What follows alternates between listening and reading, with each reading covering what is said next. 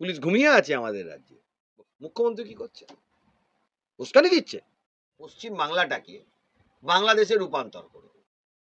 বাংলাদেশি হইতে সাবধান, এটা আমি সারা পশ্চিম বাংলার জনগণকে, বাংলাদেশি দেখলেই সাবধান। এটা আমাদের দেশের ইস্যু, জাতীয় ইস্যু। এখানে জাতি, ধর্ম, বর্ণ, রাজনৈতিক দলের রং কোনো কিছু থাকবে না। বসে আছে নাকি পুলিশ? ল অ্যান্ড অর্ডার কার হাতে? রাজ্যের সরকার এই অনুপ্রবেশের ওপর বেশ করে নিজেদের ভোট ব্যাংক বাড়ায়। আপনি প্রশাসনটা চালাতে কি কারণে বসে আছেন? কারণ এ রাজ্যের সরকারের জন্যই আজকে আরজি করের এই হাল। প্লেস অফ অকারেন্স যদি পুরো ডিস্ট্রয় হয়ে যায়, সিবিআই এরও কিছু করার থাকে না। সরকারকেও মানতে বাধ্য হচ্ছে যে আমাদের ভুল কিছু হয়েছে। আর আরজি করের মামলায় তথ্যটা এমন ভাবেই লোপাট হয়েছে যে কেউ কিছু বারই করতে পারছে না। রাজনীতিতে খেলা চলবে।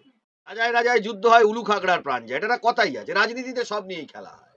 26,000 চাকরি বাতিল মামলায় ওয়েমার ও অতিরিক্ত শূন্যপদ তৈরি নিয়ে সুপ্রিম কোর্টের প্রশ্নের মুখে রাজ্য ও এসএসসি।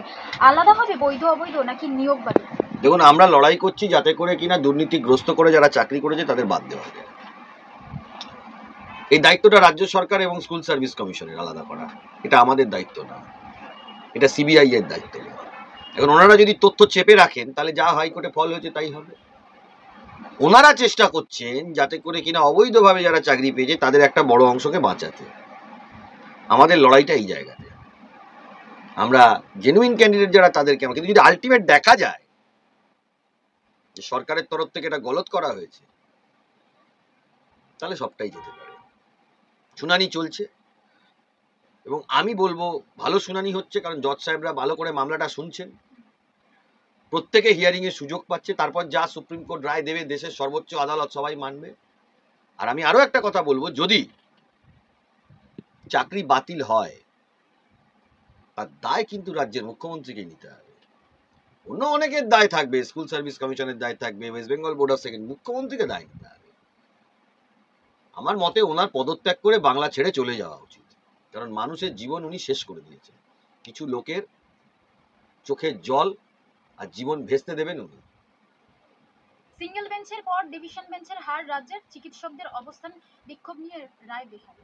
আরজি করতে আমি চিকিৎসকদের বলবো আপনারা লড়াই চালিয়ে যান, কারণ এ রাজ্যের সরকারের জন্যই আজকে আরজি করের এই হাল। কারণ প্লেস অফ অকারেন্স, আমরা তো আইনটা বুঝি, প্লেস অফ অকারেন্স যদি পুরো ডিস্ট্রয় হয়ে যায় সিবিআই এরও কিছু করার থাকে না। কি করবে বলুন তো? যদি আজকে আমরা এসএসসি মামলায় আজকের দিনে দাঁড়িয়ে আমি সফলতা এই জন্য বলতে পারবো কারণ আমরা এমন ডকুমেন্ট দেখিয়েছি, আদালতের কথা পরে আসছি, সরকারকেও মানতে বাধ্য হচ্ছে যে আমাদের ভুল কিছু হয়েছে।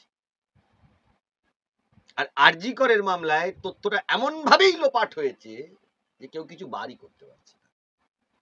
এর জন্য গণ প্রতিরোধ গড়ে তুলতে হবে সরকারের। কিন্তু বলছে যে রাজ্য আর বিজেপি নাকি সেটিং খেলা চলছে। দেখুন, অনেকে অনেক কথা বলছে, না আমি বলি, অনেকে অনেক কথা বলছে।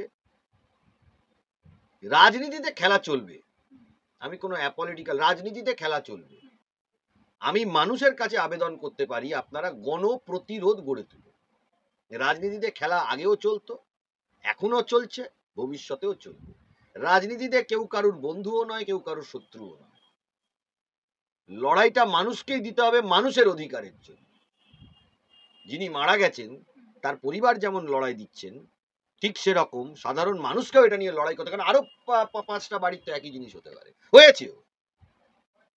তাই রাজনীতিতে দেখুন খেলা চলছে, খেলা চলবে, খেলা চলছিল, ভবিষ্যতেও খেলা চলবে। আমি রাজনীতির ঊর্ধ্বে কথাটা বলছি। খেলাটা প্রাণ নিয়ে খেলাটা হচ্ছে। রাজনীতিতে তো সব নিয়ে খেলা হয়। রাজায় রাজায় যুদ্ধ হয়, উলু খাগড়ার প্রাণ যায়, এটা কথাই আছে। রাজনীতিতে সব নিয়েই খেলা হয়। এই 26,000 এর জন্য কে দায়ী? যারা মামলা করতে কোর্টে এসেছিলেন, চাকরি পাননি, রাস্তায় বসে গেছে, ভেসে গেছে জীবনটা, তারা দায়ী? তারা মামলা করেছে বলে দায়? জালিয়াতি করে যারা চাকরি পেলেন তারা দায়ী না?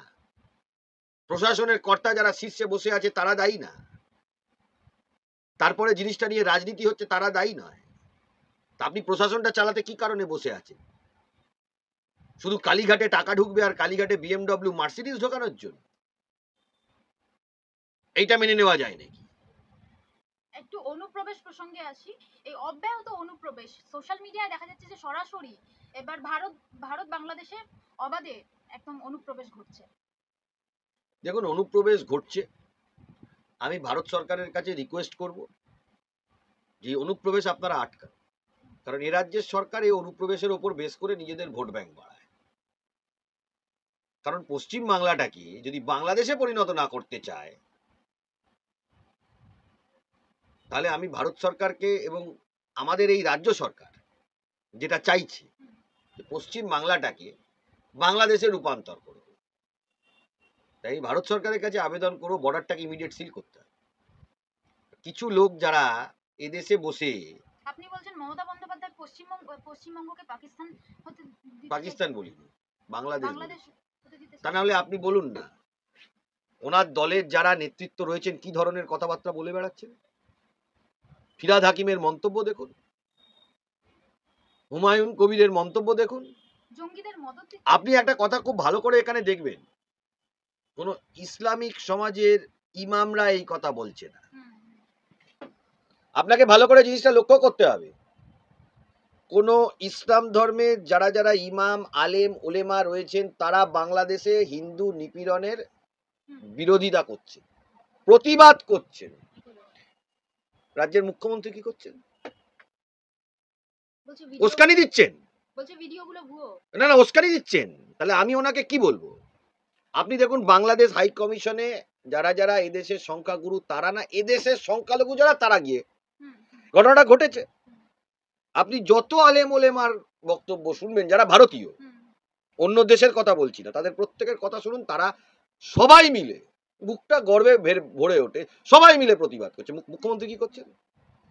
আমাদের দেশেও যদি সংখ্যালঘুর ওপর আক্রমণ হয়, আমি প্রতিবাদ জানাবো। সারা পৃথিবীতে যেখানে সাধারণ মানুষের ওপর অত্যাচার হবে, আমি প্রতিবাদ জানাবো। মুখ্যমন্ত্রী কি করছে? উস্কানি দিচ্ছে। তাই জন্যই আমি এই কথাটা বলেছি। এসএসবি অর্থাৎ সীমা সুরক্ষা বলের প্রতিষ্ঠা দিবসের অনুষ্ঠানে গিয়ে স্বরাষ্ট্রমন্ত্রী অমিত শাহের শিলিগুড়ি করিডোর এসএসসি ঢালাও প্রশংসা।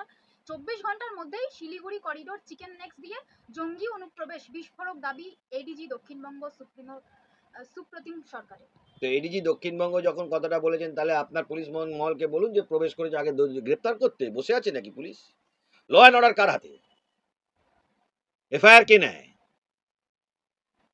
স্বরাষ্ট্র দপ্তর সেন্ট্রাল নেয়, ইন্টারপোল নেয়, না এ রাজ্যের পুলিশ নেয়? ল অ্যান্ড অর্ডার সংবিধান অনুযায়ী কার হাতে? রাজ্য সরকারের হাতে। পুলিশ ঘুমিয়ে আছে আমাদের রাজ্যে। খাগড়াগড়ে বিস্ফোরণ কাণ্ড হয়েছিল অনেক বছর আগের কথা, লোকে ভুলে গেছে। পুলিশও ভুলে গেছে, মানুষ ভুলে যেতে পারে, পুলিশও ভুলে গেছে।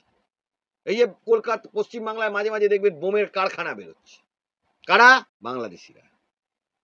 বাংলাদেশি হইতে সাবধান, এটা আমি সারা পশ্চিমবাংলার জনগণকে, বাংলাদেশি দেখলেই সাবধান। যেখানেই বাংলাদেশি দেখবেন অনুরোধ জানাবো সাবধান। পুলিশকে জানান যে ব্যবস্থা নেওয়া দরকার নিন, কারণ এদেরকে বিশ্বাস নেই। রাজ্য পুলিশ ঘুমিয়ে আছে। আপনি দেখুন যারা ইসলাম ধর্মের লোক, তারাও কিন্তু প্রতিবাদ করছে। তারাও চায় না পশ্চিমবাংলাটা বাংলাদেশ হয়ে যাক। জঙ্গিদের মদত দিচ্ছে এক কথায়। সেটা উনি ভালো বলতে পারবেন, উনি কাদের মদত দেন। ওনার মাথার মধ্যে কি ঢুকে আছে সেটা উনি ভালো বলতে পারবেন। উনি তো জঙ্গি নন, উনি তো না মুখ্যমন্ত্রী। না, ওনার মাথার মধ্যে কি ঢুকে আছে সেটা তো উনি ভালো বলতে পারবেন, সেটা আমি বলতে পারবো না। যদি আজকে ওনার মিনিমাম সেন্স থাকতো, বা মিনিমাম পশ্চিমবাংলাকে তিনি ভালোবাসতেন, তাহলে দৃঢ়তার সাথে প্রতিবাদ করতেন সকলকে সঙ্গে। এটা আমাদের দেশের ইস্যু, জাতীয় ইস্যু। এখানে জাতি, ধর্ম, বর্ণ, রাজনৈতিক দলের রং কোনো কিছু থাকবে না। এবং সাধারণ মানুষের তরফ থেকে বিভিন্ন যারা ধর্মগুরু রয়েছেন, হিন্দু, মুসলিম, খ্রিস্টান, শিখ, জৈনী, প্রত্যেকের তরফ থেকে প্রতিবাদ। উনি কি করেছেন? আর ওনার দলের যারা লোকজন যে ধরনের কথা বলছে, উনি কি ব্যবস্থা নিয়েছে?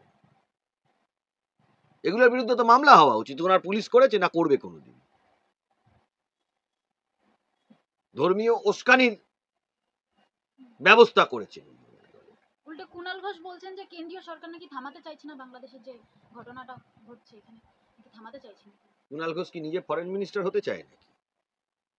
বড় বড় কথা। রাস্তায় নেমে প্রতিবাদ জানাচ্ছে না কেন? পিসিকে বলুন না রাস্তায় নামতে, ও সব ঠান্ডা হয়ে যাবে। কেন্দ্র সরকার কি করছে, রাজ্য সরকার কি, সব ঠান্ডা। পিসিকে বলুন না রাস্তায় নামতে।